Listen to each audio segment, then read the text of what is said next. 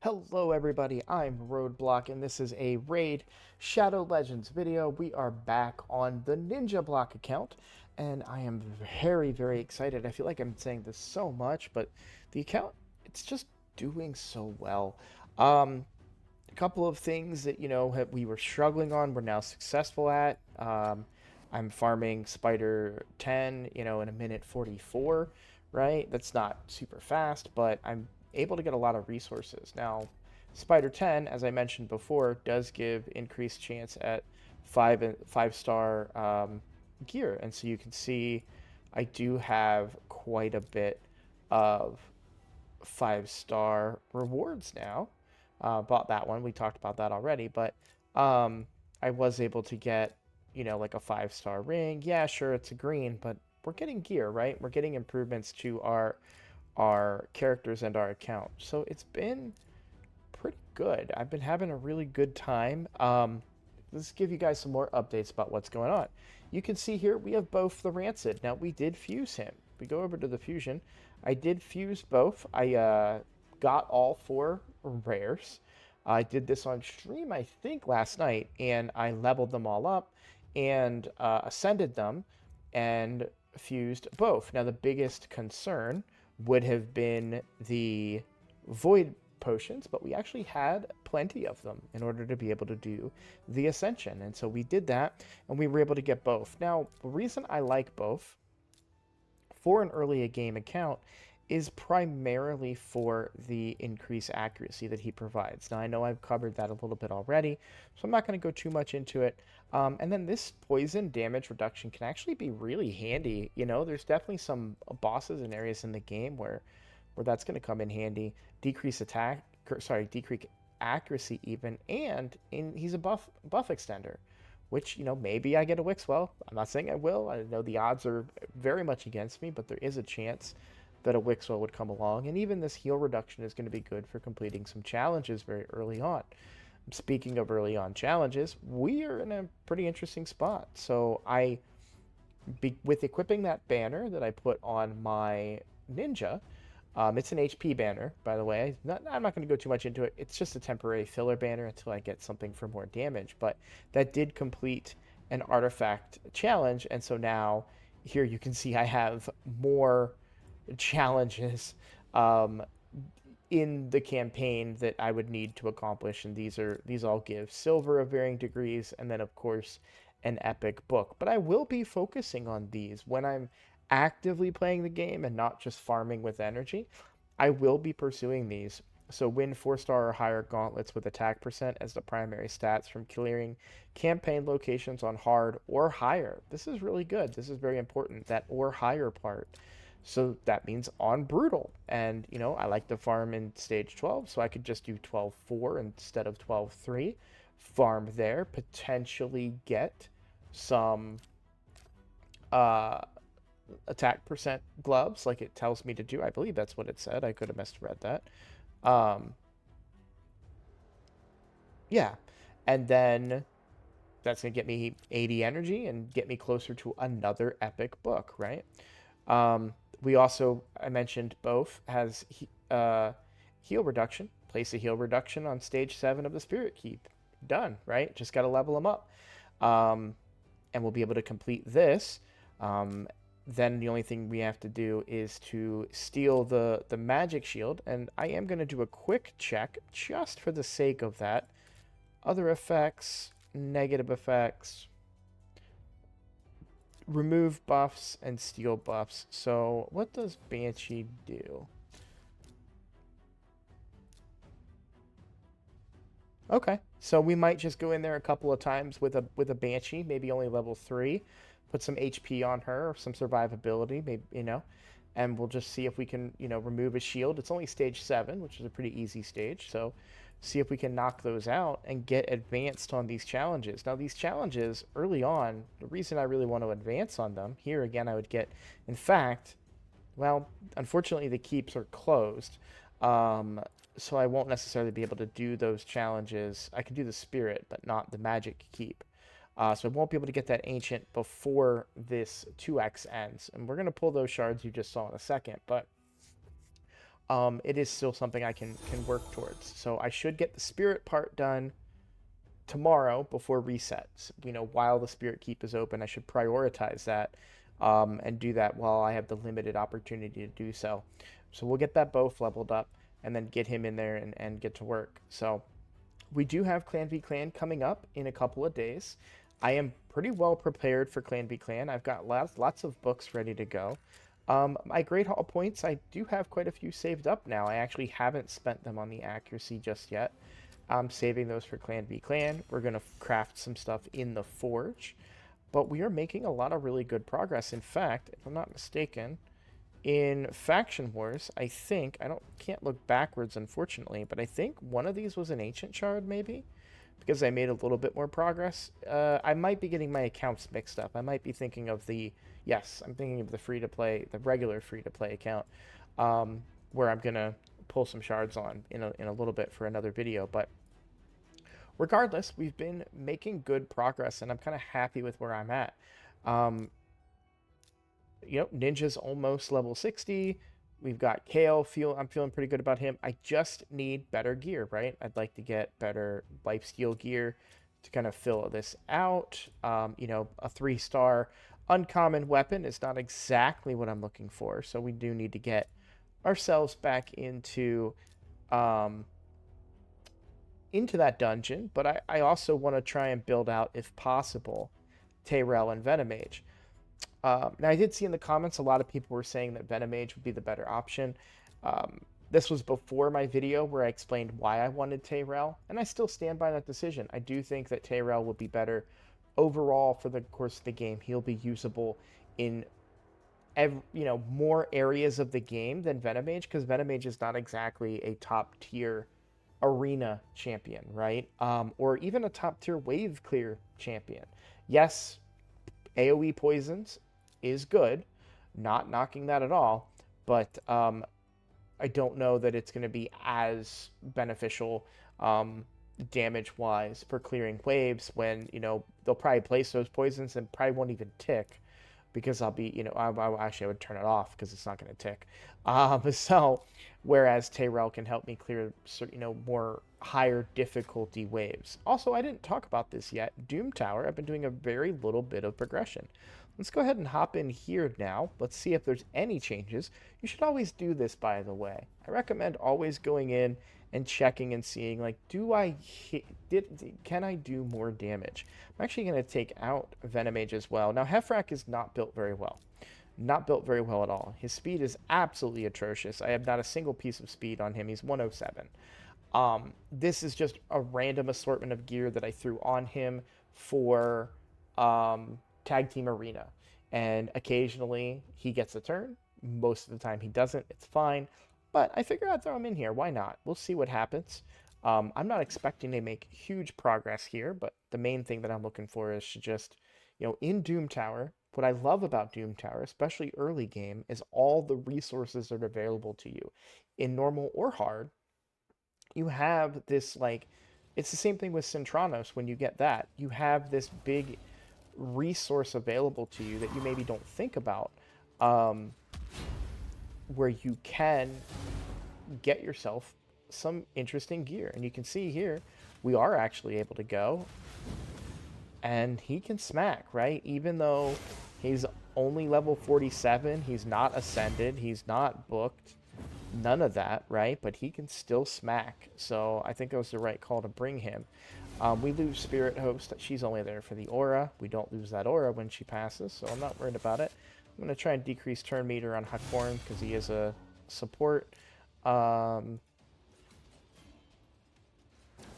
I do know my Hefrak could do way more damage than that. I just don't have the gear. And it doesn't look like I don't think I have the gear to finish this out. I think I'm definitely going to hit a bit of a wall here. I am going to try because there's, no reason to completely quit. But the fact that they're getting turns now, and I think he's going to revive, yeah. So unless I get some really clutch freezes here, I kind of did, actually. No, yeah, I think losing Kale is probably going to be the end of it. I don't think we do enough damage from Ninja, but who knows? Let's keep trying. There's a possibility, especially with freeze. You never know when it comes to freeze. I don't think I want to use the freeze again, so we'll just do this.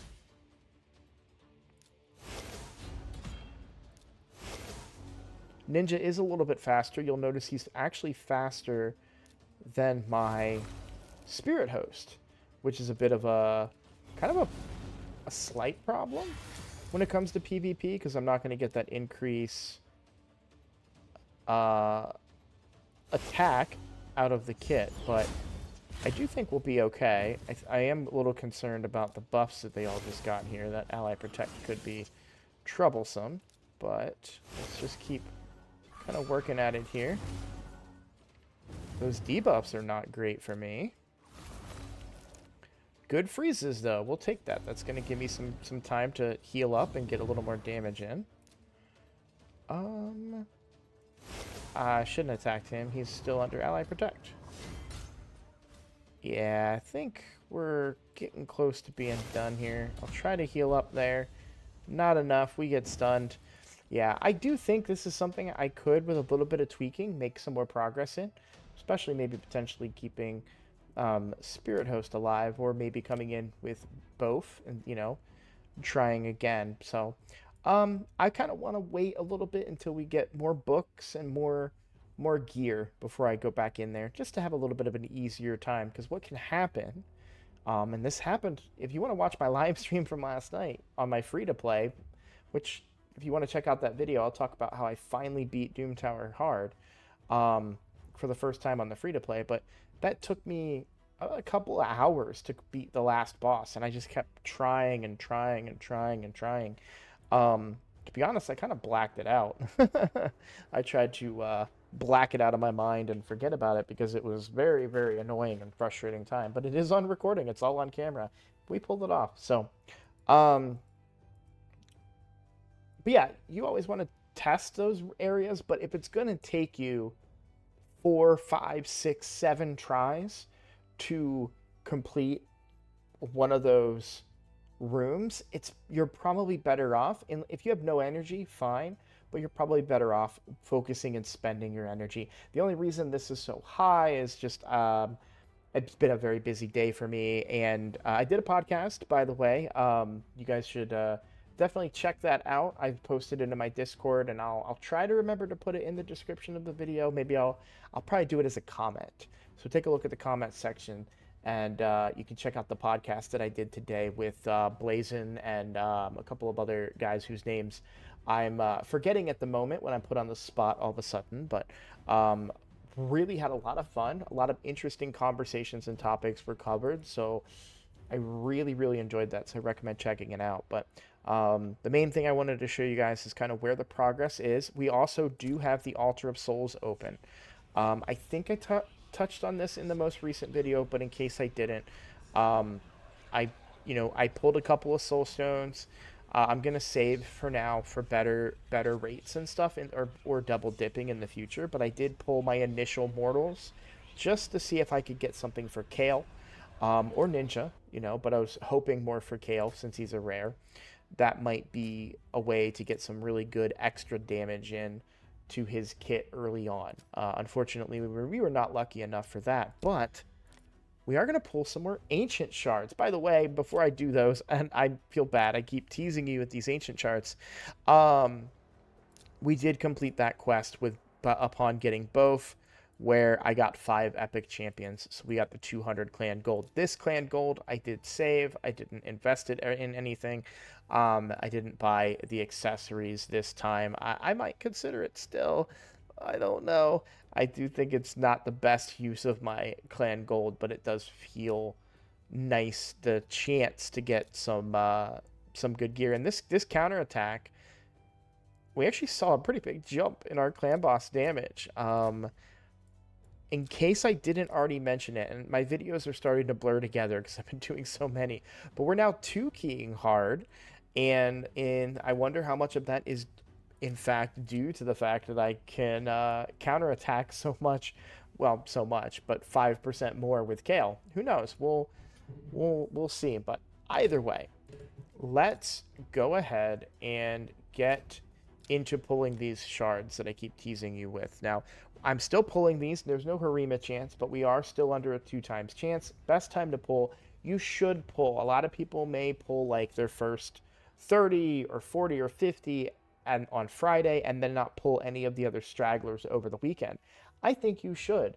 You still have a 2x chance, and we're still looking for epics right now. So one of these three could be an epic, could be a legendary for that matter. We don't know until we pull. So let's go ahead and do that. And here we go.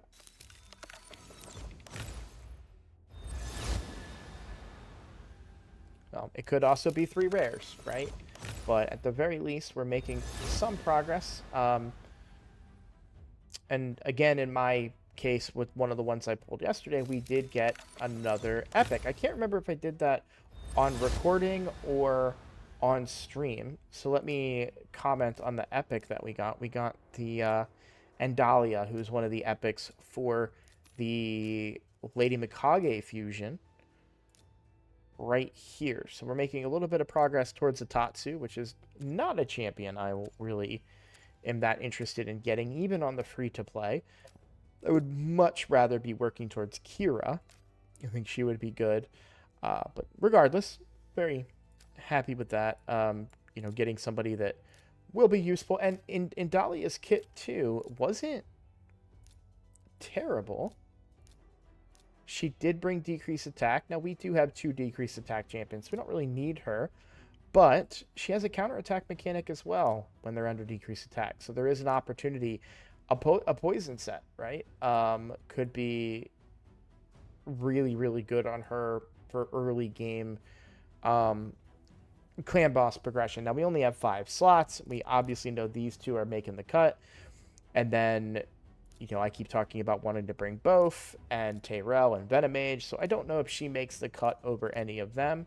But and again, she's a magic champion. Of course, everything we have is magic, other than both. So I don't think she makes the cut because she would not have necessarily any better chance of landing her decreased attack, per se, than Tyrell or Venomage.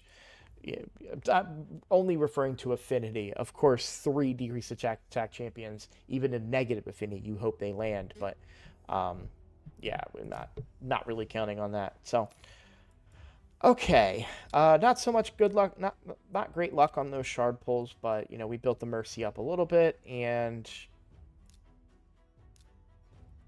got ourselves some epics. Rares rather. I don't think any of these rares are going to make the cut given the really strong epics I got early on. So, yeah, I think we just move on from them and look towards the next video. Like I said, this energy, I don't know what I'm going to do with this energy. I'm a little tired tonight, so I think I'll probably just use this energy to farm a dungeon or something. I should use it to farm both, so maybe I'll do that overnight, throw him in campaign, and get him leveled up for tomorrow morning, or maybe even I could do it tonight if I don't mind, staying up a little bit to get those challenges done. As far as the missions go, upgrade 4 champions to level 50. So this is going to change my approach just a little bit. This mission, right? I am going to look to 5-star. Well, first of all, Hefrak is already going to be a 5-star, so I don't actually have to do that. Now that I know that, we're just going to rank up Tyrell to 5 stars to complete this mission. We'll rank him up, get him leveled, of course, right, to 50. And then with Hefrak in tow, we will be able to with Hefrak, we'll be able to have this completed. And then we can move on to continuing our progress in here. Now, fusing Justiciar is something that we're pretty close to. We have 2 War Maidens, 2 of those. We have a reserve Spirit Host, but I don't want to do that, so I may farm another Spirit Host. And then we have heiresses to give up as well. The reason that I don't want to get rid of my second Spirit Host is this is giving more HP to my Kale, and I really, really want to farm some anyways. if I can, and I don't know that I can because I haven't touched it yet, maybe I start to progress into Nightmare a little bit. And through progressing into Nightmare, if I can get to Palace of Aravia, maybe I'm strong enough to farm this. Um, with Kale, I do doubt that. I want to be clear. I don't know, but I doubt it. However, it would be not Palace of Arabia, sorry, Durham Forest is where I would have a better chance of getting her. So if I can do some farming in Durham Forest, even if it's just farming stars or maybe not even food or anything, just, just farming for her, perhaps. Who knows? But um, I might jump into that. That's something I might try to do. So I don't know, keep an eye out for tomorrow's video. I'll give you guys an update on that. A little bit of a short one today, but I think that's fine. Always good to keep them short and sweet. Let me know if there's anything that you guys want to see on the account, or if you have any questions about your own account where you're struggling and you're like, wait, okay, so Roadblock's doing, last thing, sorry. Iron Twins. We were able to farm, I can't show you, we were able to farm, I think, to stage 3, just using our basic team. So I basically put my clan boss team in there and told them to go for it, and I was able to get enough damage. Here, we can do stage 1 for you. Now, there's a lot of people in the higher end don't like farming Iron Twins. I don't mind it. Even before the nerfs, I really don't mind it. It's the only way to get the resources to get those blessings that we all want. So I try to do it every week on all my accounts. Every day, rather, on all my accounts. Now, unfortunately, I'm been very inconsistent lately because I've been soloing my manualing my tag team arenas, which takes up a lot of my time. So that is a factor as well. But as you can see, we're able to get some of the resources, and if you can get to stage 3, which I did, I was able to get 1250 extra coins, which is why I do have a big chunk of those coins in here. But if you're wondering, like, if you're new, and I know a lot of you said that you're making accounts alongside of mine, and if you're confused about why maybe you're not as far progressed as I am, or you're wondering how you could improve your account, feel free to reach out to me in the comments. Feel free to join our Discord, which will be in the description of the video. We have a lot of helpful people, so much so that I can't even keep up with the chat in there anymore because everybody's just helping each other out so fast. So love that, and love you guys for all the support that you've been giving me. I cannot tell you how much I appreciate it. Things have been getting big very fast over the last couple of days, and I'm super excited about that. So if you like my content, if you are new here, which some of you may be, you may have heard of me for the first time through the podcast that I just did even. If you enjoyed my content, whether it's in the podcast or you're enjoying my content now, please consider subscribing. That is the best way to support my channel. I feel like if I am able to grow the channel, that's going to allow me to get more connections within the Raid Shadow Legends community, potentially branch out into other things, maybe playing other games on other channels. Who knows what could be next for me, but the best way to support me right now is to subscribe, and I appreciate each and every one of you that have done that. So thank you so much. And I look forward to seeing you in the next video. Thank you for watching. Take care, guys.